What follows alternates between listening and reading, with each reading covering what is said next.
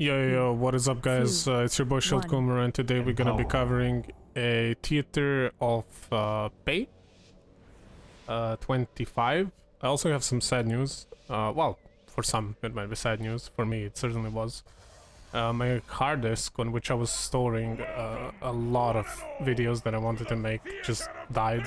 I will try to recover the files and stuff, but unfortunately I don't think it's possible. We'll see though. By the time I recover them, it will probably be too late to upload those videos anyway, because the new season will start soon, so I'm probably just gonna be focusing on uploading the videos that I've been doing recently. So I have a couple that I've done already, so I'm looking forward to uploading those for you guys. And guys, this boss, hard boss, please, here, if you're playing Explosive Week, as always, remember, as a healer, usually, for the most part, you should be the person doing explosives. There is a couple of exceptions for that, because there's a couple of packs that are and a couple of bosses which are just incredibly healing intensive, where we literally cannot spare a single global CD. And in those cases, it is better that your DPS or tank handle the explosives. But in 99% of the scenarios, I am quite certain that you want to be the one that's doing most of the explosives, and I don't know if I will show you at the end of the dungeon how many I've done, but usually it will range something about 90% of the explosives will be done by me. So that's how it should look for you. If you're struggling, you can make a lot of... There's a couple of macros online you can find that will help you with targeting and stuff. It is not always easy, especially in the bigger pools, but you know, it is what it is. I'd say this is probably one of the easier affixes to deal with, although annoying. I do find it annoying because it disrupts my rhythm, it doesn't let me play my game.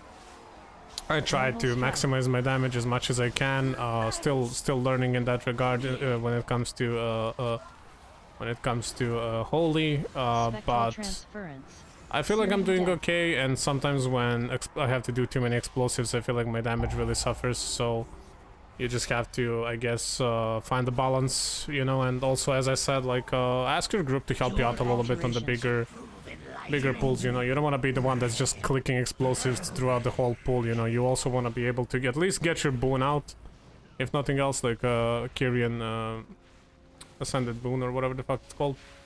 And just like chill a little bit, you know, maybe get some smites in, at least cast your holy fires, you know, and stuff like that. But as I said, it should be your #1 priority to do explosives.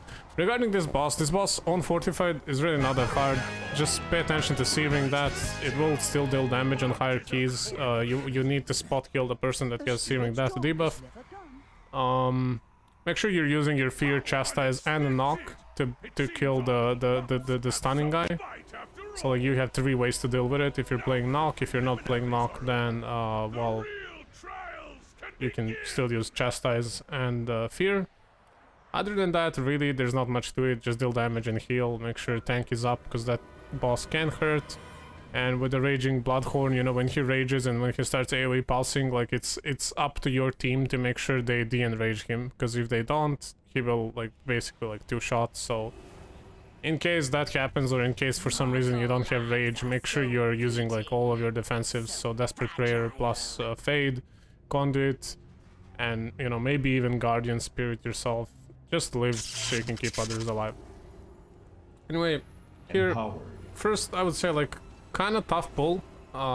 With explosives and with raging, these guys can be a menace to society, and as we see here, I've literally started dying and I've pressed all my defensives. I got saved by the Kyrian file, basically there. And then I took a hit. I popped my Healthstone and Desperate Prayer and Fade, but as you can see, it was not enough. Still died later. Really hard pack. I'm not gonna lie, this is a really hard pack. I feel like the only way to safely beat this pack is to absolutely be on point with everybody's stuns. But to be fair, here we don't have many. We have Rogue, but he's like an individual stunner. He's not gonna AoE stun all of them. And here I cannot believe I didn't die there. Actually, I could have bet that would kill me, but it didn't. So yeah, just as I said, stuns need to be on point with these guys. When they're targeting somebody, make sure you're stunning them. They do hit pretty hard, and of course when they rage and then they leech onto you, they will destroy you in like 2 ticks. So, you know, gotta make sure to de-enrage, gotta make sure to pop your defensives, gotta make sure that people are staying alive. It's also maybe not a bad idea to use your hymn there. But we got through it, honestly. It wasn't too bad. And Soulstorm, like, honestly, with these guys, there's not really... I know some, like, you might struggle to heal this. It's not easy. It's a numbers game, though. You need to... You basically need to heal one by one. Don't fall into a trap thinking you can AoE heal this. You need spot healing onto people. So you need to wait a tick, then heal one, tick, heal another one, tick, heal the third one. And like guys need to also be a little bit conscious and make sure that in case you Bone spear. simply you know, pop defensives if it's getting too much, right? Yeah, you need to pop defensives, and people need to be aware that in case you're falling behind, they need to pop like health stones or health pots. Don't expect to see that on lower keys though, that's never gonna happen, so it's all you. But yeah, on higher keys, if you're playing like a little bit more organized and stuff, you know, it's also like a little bit of a DPSer's responsibility on certain things to keep themselves up as much as it is yours. It's some things are just not healable due to scaling completely by you, so you need help. That's just kind of how it is. I'm not saying this is one of them. You can definitely heal this on a 25, but I would assume on like a much higher key it would be impossible to heal it all by yourself. You would need some sort of external help, either like an immunity rotation or stuff like that. See, this is potentially maybe the most difficult pull in this dungeon on Fortified, especially on certain weeks. On this week, I would say this pull doesn't get much harder, but people underestimate Maniac, Soulbinder. The dot he puts on actually shreds. Like, it will kill you in like 2 ticks on a high Fortified key. It is incredibly dangerous. I like when Warlocks play Dispel path here rather than Kick path. And the reason I say that is because kicks are useful, but you need to like, there's a couple of ways to deal with that platform. I think like I've seen some people also do like if you're playing with DK, as you probably should for the most part.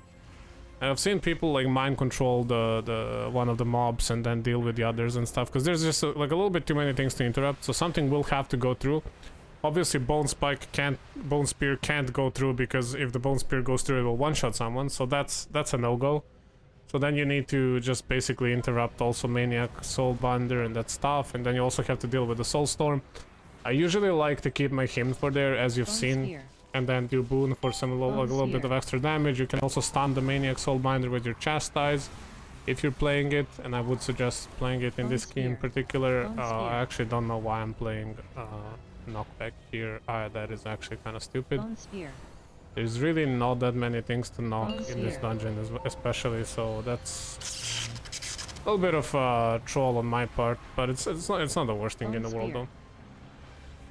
I think I probably got knock because of the raging, so like sometimes, you know, you might want to help your tank with knock and stuff, like help them kite.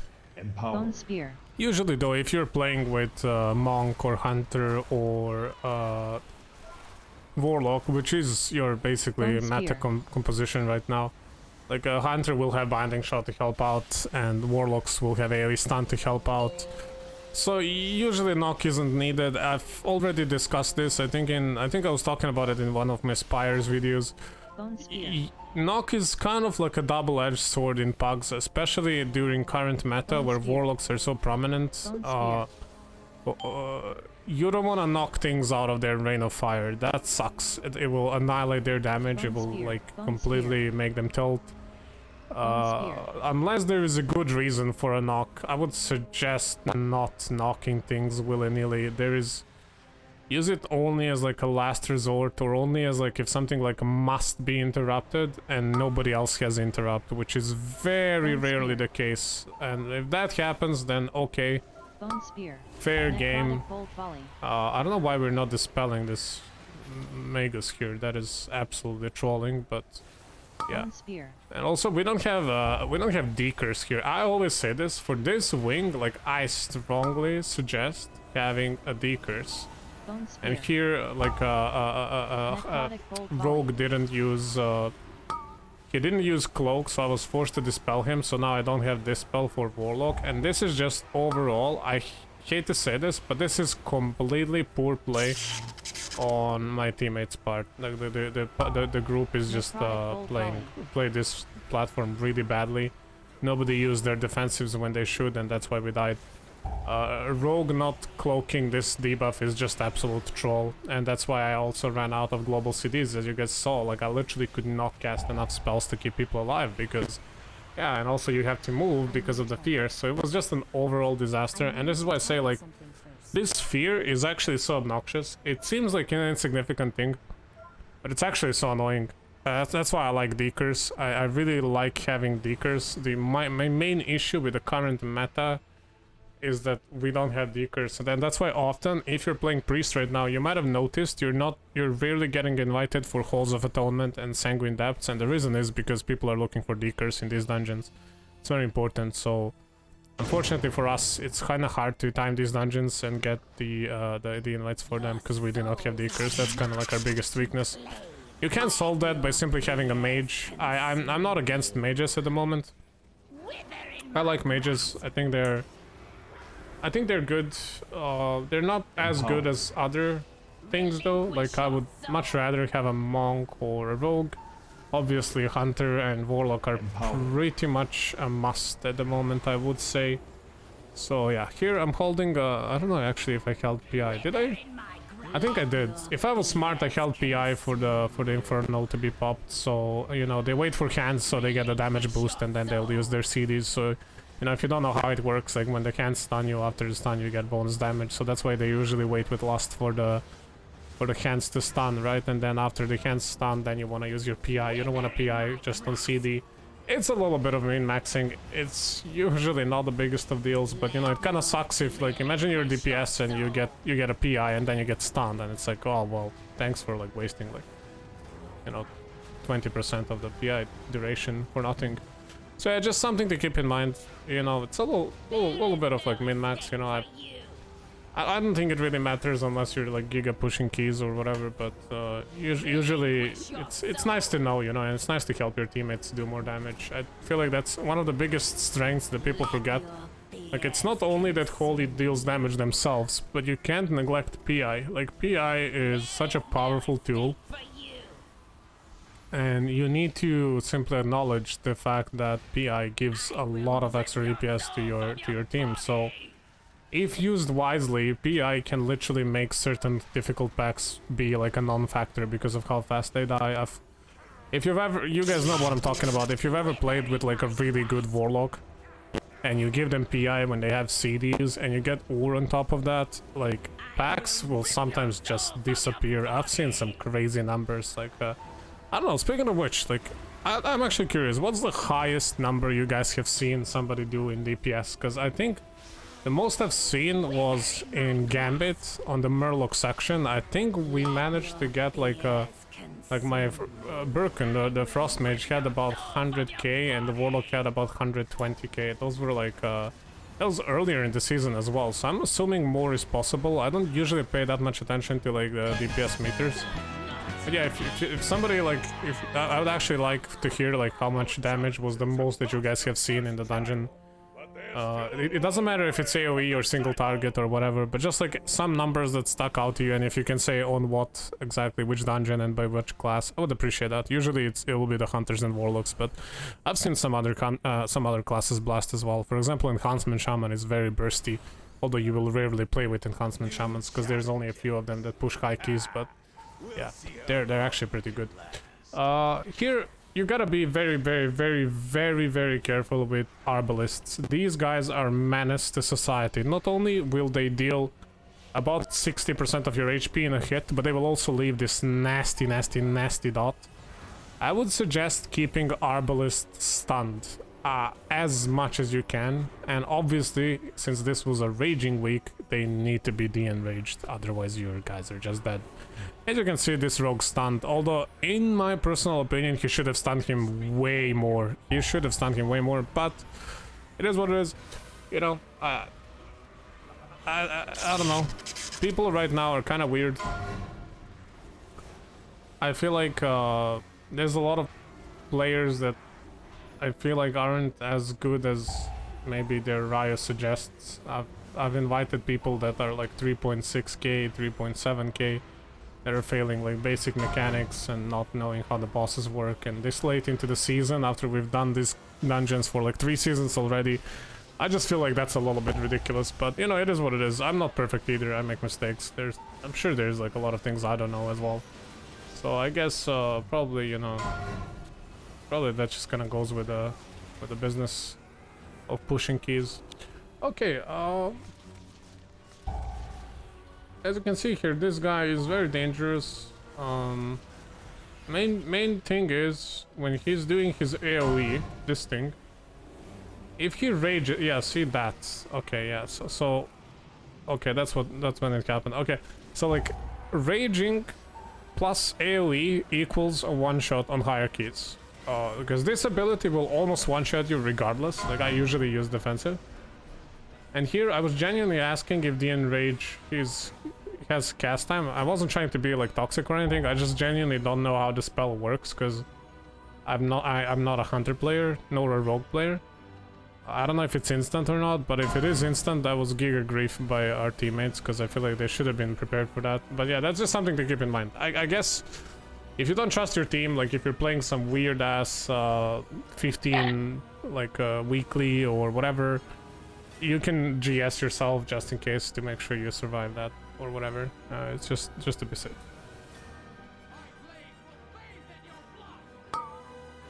Empowered.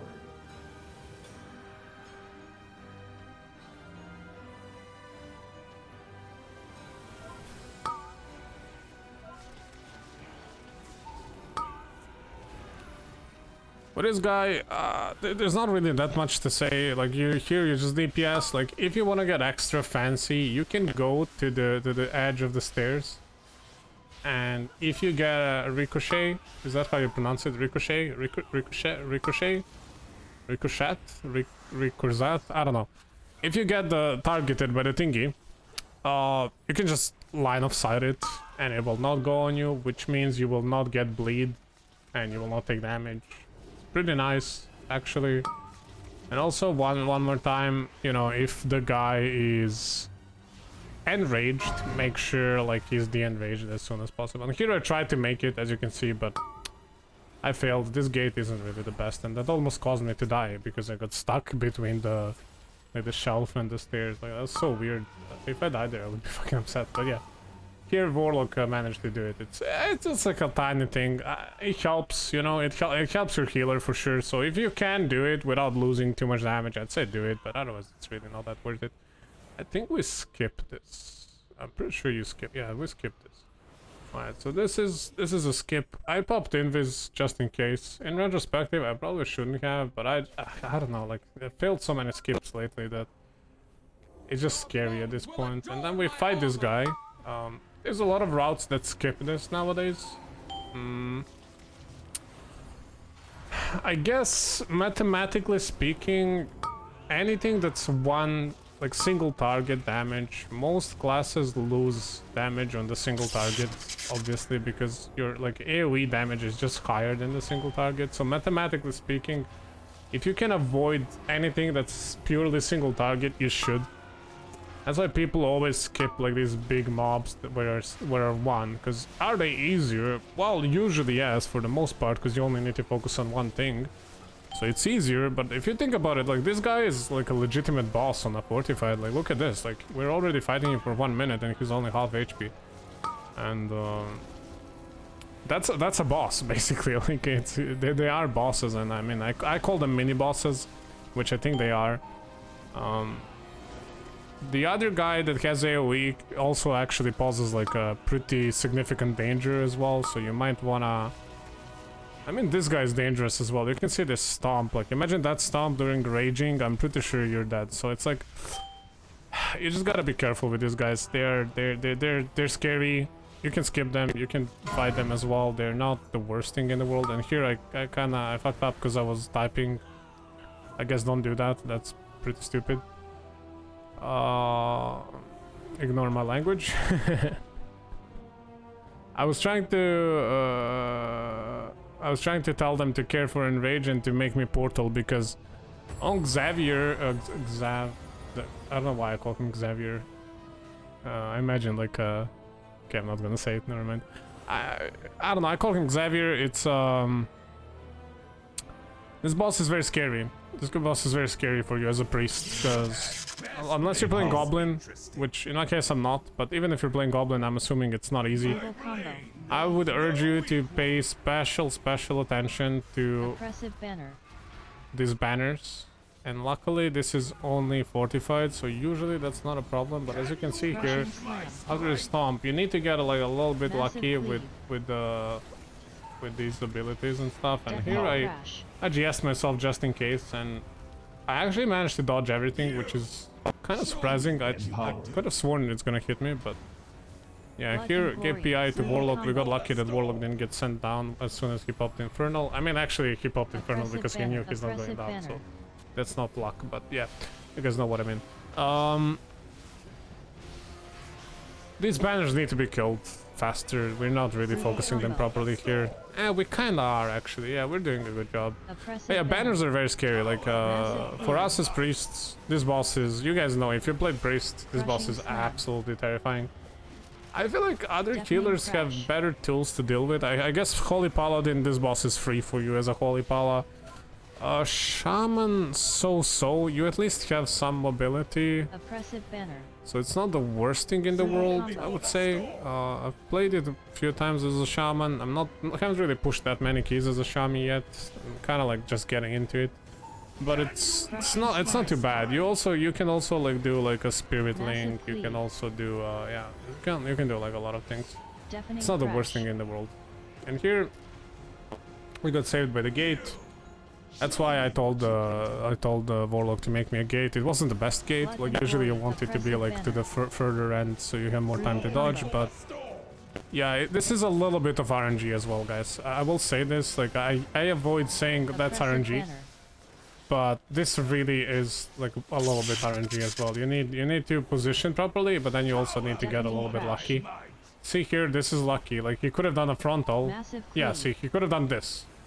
But I was ready for this. I had the Guardian Spirit. So, you know, try not to be on the side where everybody is, I would say, because if you're on the side that everybody is, it increases the chance that it will go on you, obviously, because this guy aims at people. So, I guess you could do some Giga Brain baiting and stuff, but we really did a poor job here with banners, which didn't really matter because we just killed the boss in the end. At this point it doesn't matter anymore, even if you die. They don't really need a healer anymore. You can just finish without you. But yeah, this went pretty good. This is the boss where I failed a couple of my keys on theater. It's a tough boss. You need a little bit of practice and stuff.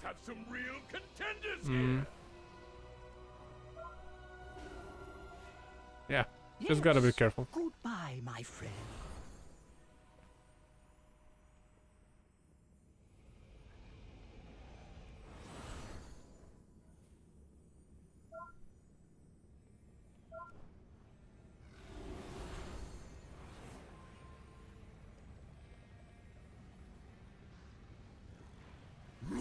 This pull here is probably one of my least favorite pulls. For some reason, a lot of the times people don't really focus the on this pull. I don't really know why, but yeah, it just kind of, for some reason, like DPSers don't like to focus and really carries this pull, and we failed it, and we like failed everything that there is to be failed here. We also got Vi. It was just a whole ass disaster, but we actually kind of made it through. I feel like I did really good. I adjusted to the issues that were presented. I feel like this was a really, again, poorly played by us in general, like as a group.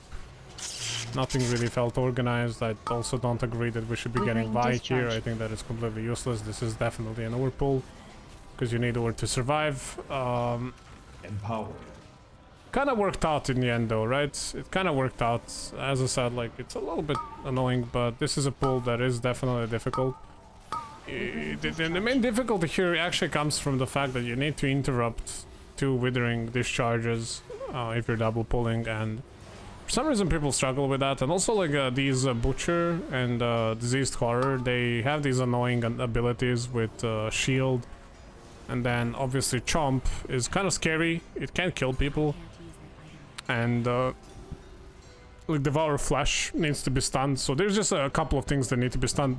Honestly, in my opinion, a good rogue will solo this pack. Like, if you have a good rogue, nobody needs to press a single button, because you can just stun everything. But sadly, finding good rogues is kind of difficult. So, you know, you just have to kind of figure it out on your own. I'm not saying like that it's easy. Withering Discharge. It definitely isn't. Like, you need to target Withering everything, you need to Discharge. find all the targets and stuff. So there's definitely like that extra difficulty of that, but I feel like it's not too crazy. Like, you can just stun one, then, you know, interrupt Withering Discharges, stun Shield, stun the Flash, and they would sacrifice their damage for that though, so. But honestly, in this season, you don't need damage. This is probably the only season so far that I've played where you can just say you don't need damage. Like, Hunters and Warlocks will bring you all the damage you need. For the most part, you just need to make sure you actually live packs, and that's about it. Right, so next pack, again, Withering Discharge, kind of spooky, need to be focused, need to be interrupted, stunned, and also one more of these Diseased Horrors plus Butcher packs. It's just your standard Theater of Pain shenanigans. Discharge. Honestly, this key is kind of tough. I'm not gonna lie. I think the Theater might be like one of the tougher keys, because there's no like big AoE pulls where you can save time. There's no shortcuts. There's nothing you can do that will kind of like increase your chances of Withering making Discharge. it. There's also no like risks that you can take anywhere which like may increase your chances or decrease your chances of making it. And here I was just a little bit too slow to kill myself. I think I misclicked and killed somebody else actually, or something. I just didn't press any buttons. I kind of trolled. I don't know what I did. Maybe I was focusing on something else, but I just got chopped. Yeah, so literally just chop and then like tick of chop, and I died. Didn't heal myself on time. That's just kind of like a sloppy play by me, but it is what it is. You can tank one chop on 25 at least. It's not the biggest of deals. I assume in the higher dungeons you probably don't want to get hit by that as a priest at all, so that's kind of my bad. You know, I can let the rogues take it, I guess. Rogues are tanky or warlocks, so yeah. Dealing with these pulls is actually no joke, as you can see. Like, these pulls are actually hard. Like, they're like pretty tricky to deal with. Sometimes you need to be focused. And oh my god, I remember what's gonna happen here. Okay, watch this. So like, tank just doesn't taunt the boss. I guess he didn't even touch him because the boss just ran to me. And the funny thing about this is I didn't even click the boss. Like, I literally didn't even target the boss. I just died to a melee. So yeah, honestly, kudos to guys for dealing with this, because we actually will make it. They will live long enough for me to get a combat res. You can see in the bottom right corner, 1 minute 20 seconds for combat res. So I'm gonna let you guys watch them deal with this. There's really not that much to say about this, and I'll keep going when I'm up again. Hateful Strike.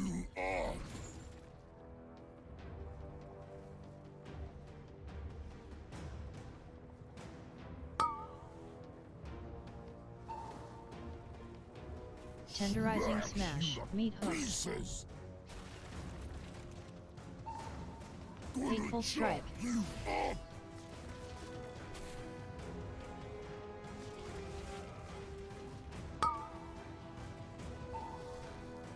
I'll catch something good. Hateful Strike. Meat Hooks. Tenderizing smash. Pieces.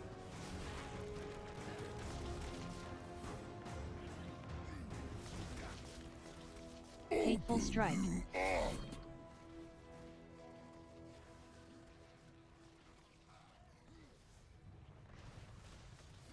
Tenderizing smash. Pieces. Hateful Empower. strike.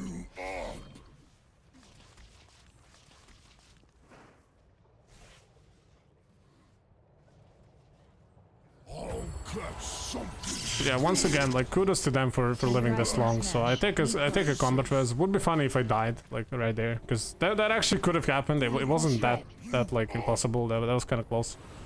Empower. I don't know why, but when you die and you take a combat res, it's like you have like a debuff, like minus 50 IQ for some reason. I don't know how to explain it. Like it just disrupts your flow of the game. Like I need like 10 seconds to kind of like destabilize as a player. Hooks.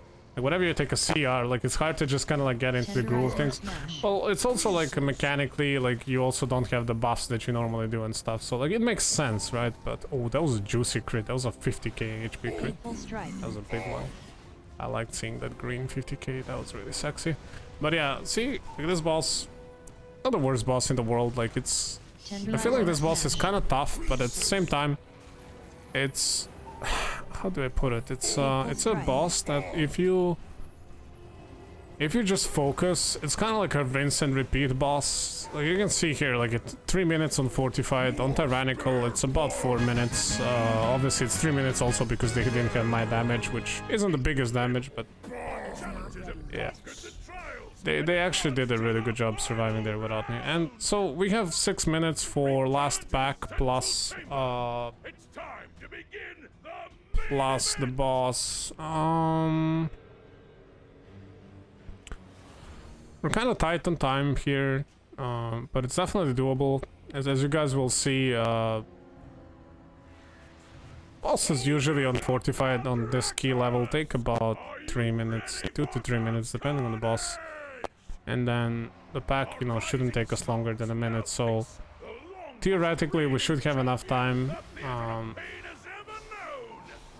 These boys are kind of scary, you know, with raging and stuff, especially because one has like natural raging that usually gets suited, and then you also have like affix raging, which is kind of like scary because you see like this guy is now raging and the other guy is now raging, and now the tank is getting slapped.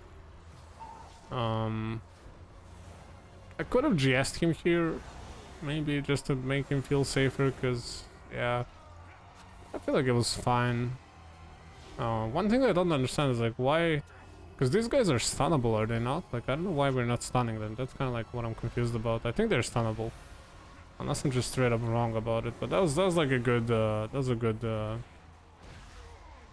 good suit. And yeah, he's definitely getting clapped really hard, but not too much. Like you can track. There's like underneath him there's stagger bars. So yeah, it's definitely like scary, but not too scary. Not too scary. And this boss, Mordretta, it's a tough boss, guys. Gotta be careful here. So like normally what I would say you do is you wanna bait the frontal on the inside and then stack on the behind the boss, but with Ur up, this is actually kind of scary. I've had one key where we literally placed Ur's AoE on our safe spot and we almost died because of it. That was kind of nasty. These guys need to be stunned and AoE'd. That's no problem when you have a lock. You can do both actually. So I wait for Ur here and I just go camp with my boon.